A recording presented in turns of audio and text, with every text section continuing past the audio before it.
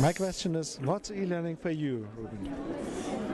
E-learning for me means education, accessibility for our children.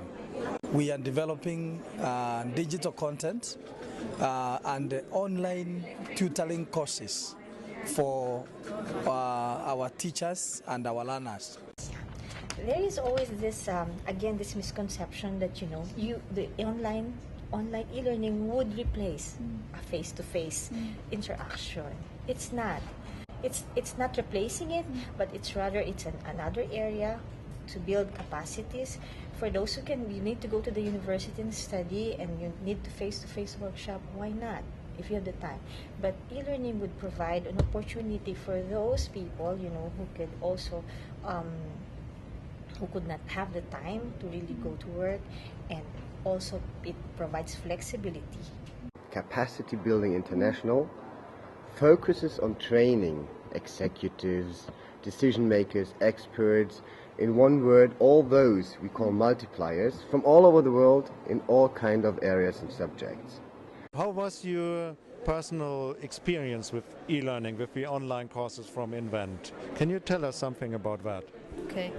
Well, for me, it was great. Even though I was aware that there were learning management systems around, open source and both proprietary, Invent brought another toolkit for me of open source tools, not just within learning management systems. And it's great to know that you can develop for offline purposes, especially for our disadvantaged students, and take it into South Africa and Africa. What's the role of technology? How do you communicate? In terms of the role of technology, when I have to look at all the elements that you need to in order to make sure that you are implementing e-learning, I see e-learning here as the tool, as the various tools, the various components that we need to make use to be able to have successful online courses. We use technology for collaboration, we use technology for meetings, we use technology for running the courses, for implementing the courses. But from a personal perspective, I don't see technology as the most important part of the puzzle. But it is an important part of the puzzle as well, but not the most important. I tend to want to take the E out of the e-learning because you need the technology, but I would like to be focused on the learning. And in the learning, in the process, you need different technological tools, you need different Web 2.0 tools for social interaction, but also to reach your pedagogical goals that you've set for yourself.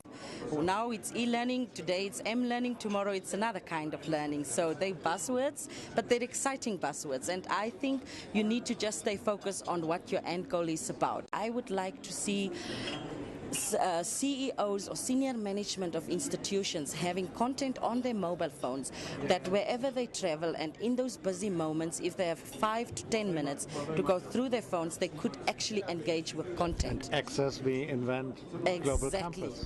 Access the Invent Global Campus, interact with the content through the use of the mobile phone. And this is what I see now as the future. I've attended a number of workshops from yesterday.